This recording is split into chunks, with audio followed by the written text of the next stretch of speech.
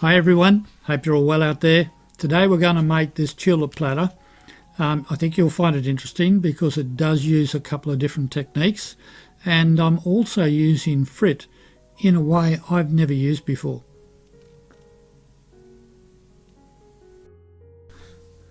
Welcome to Rocket Rose Art. My name is Jeff, and today I have to send out a big thank you to everyone because we've passed 1,000 subs on this channel, which is an absolute milestone. Never ever thought we'd get there. I just couldn't imagine just how much you wanted to see these videos. So thank you very much appreciated. Now today, the project today is that tulip platter that I showed you before. It is going to be a little different in that it covers a few different techniques, and I do use Frit in a way that I've never done before. And what I mean here is that this is going to include me making a decal and then colouring that decal with Frit. Now I've never done that before. I've used crayons or I've used enamel. And I was going to use enamel, but unfortunately I've run out and it's hard to get. So today I'm going to try using Frit to do that colouring. So that's going to be interesting, especially I can just imagine me shaking because I have that little shake, and trying to manipulate that Frit is probably going to be a bit of fun. What else can I say? At the end of this, of course, we will be slumping it into the platter, and I'll have the firing schedule for you. So stick around to the end. I think it's going to be fairly interesting. If you haven't been here before and you'd like to see more of these, please subscribe or hit the like button, whichever you prefer. And if you've got any comments or questions, put them in the comments below and I will certainly answer them. These are the materials we'll use today. We're going to be using dense white, which is 0313.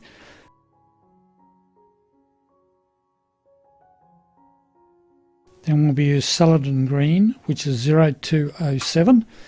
Then that'll be dense white in there, and then this will be olive green, which is 0212. Remember, all of this is bullseye glass COE 90. The other thing we'll need is some Frit. This is fine Frit, and that's yellow. That's yellow opal 0120, red opal 0124. Spring green 0126 and jade green 0145. Now I think we'll use those Frits, but this is art, so once I get into it a bit more, that may change. Now as far as equipment is concerned, you don't need anything special other than a computer and the right sort of printer to create the decal that we're going to use. And I'll get into that a little more very soon.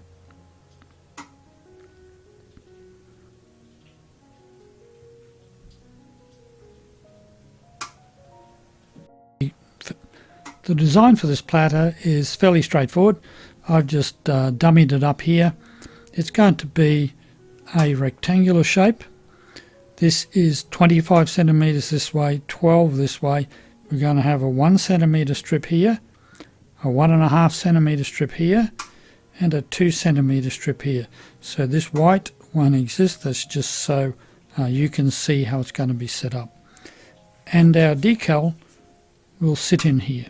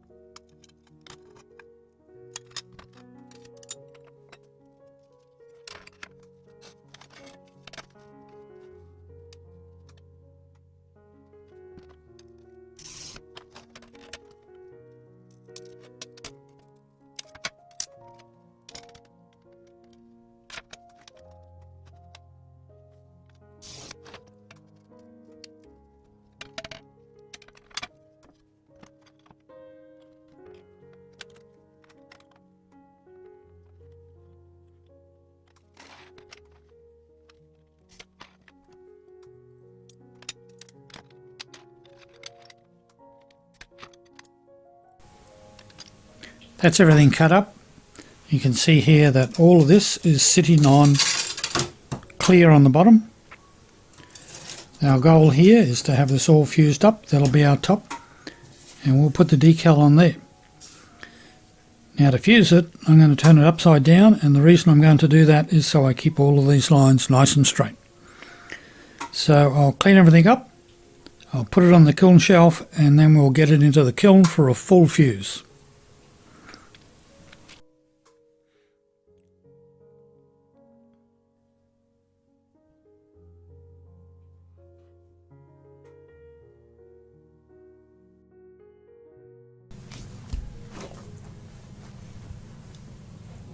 This is a fully fused piece out of the kiln. You can see it's nice and shiny on that side because we had it capped with clear, and you can see all the lines are nice and straight because it was capped with clear. But on the back it's not so nice and shiny, and we do have a little bit of scummy bit along the edges, but the lines are nice and straight, which is exactly what we wanted. Now I'm going to go on the grinder and or on the flat lap more correctly, and I am going to tidy up a few things like that little bump there. I'm going to round off these corners a bit, and then I'm going to take it over to the sandblaster and I'm going to sandblast that side to clean it up a bit. And then after that we'll be putting on the Frit to put some colour on this.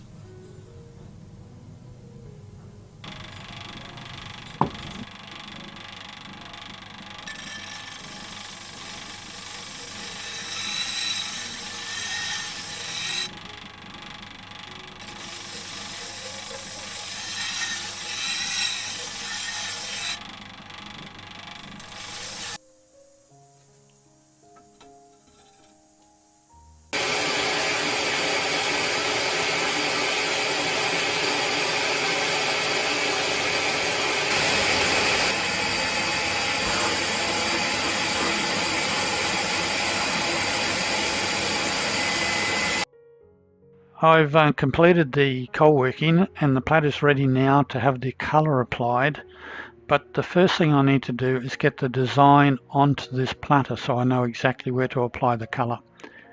To do that, I'm going to use a technique I learned quite a few years ago, and that involves printing the design onto a piece of wax paper or baking paper, and because the ink from the printing doesn't dry properly, you can then take that, turn it over and put it on the platter and press down, and the image will then be transferred onto the platter.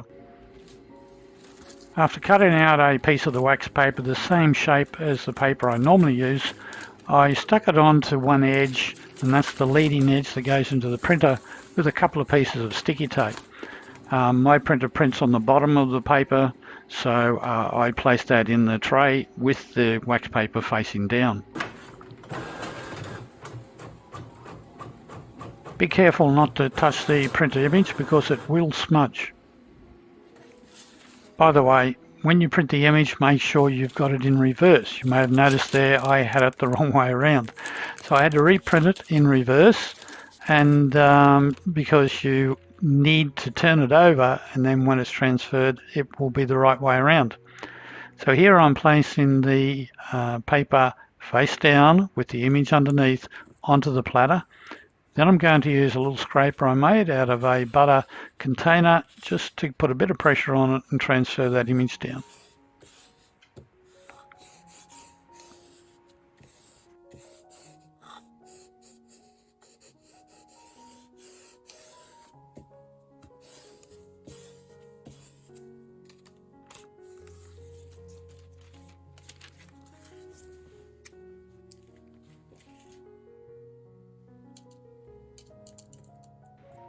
Now it gets interesting.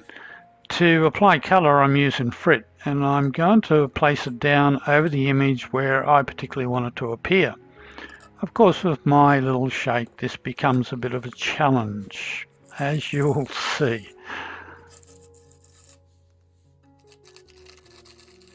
This is where the artist in you will come out, or not, as in my case. Not a lot of rules here, just get it in the right positions exactly where you want it.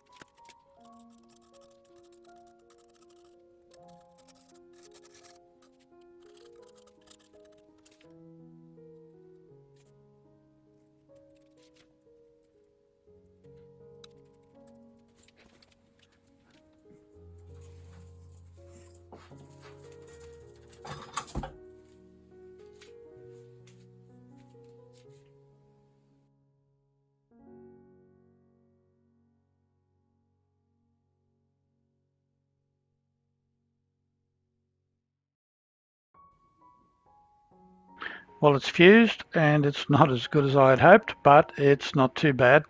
But now it's time to add the decal.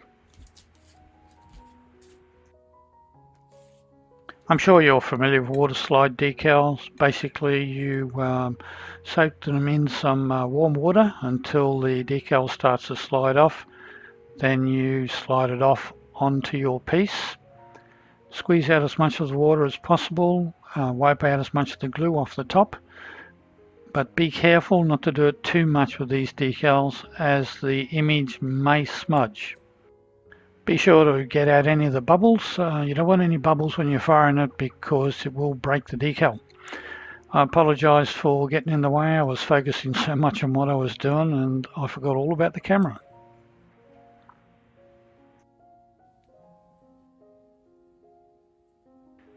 And be sure to clean the glass around the decal.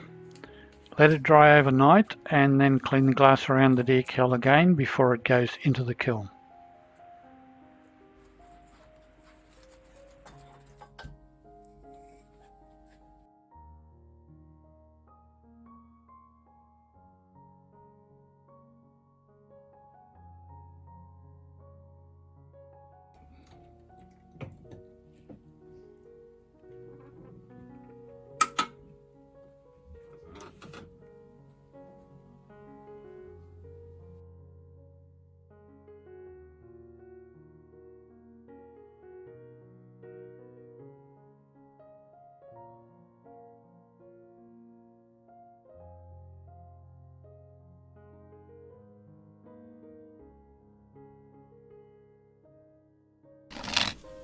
First thing, I am going to get totally off the track.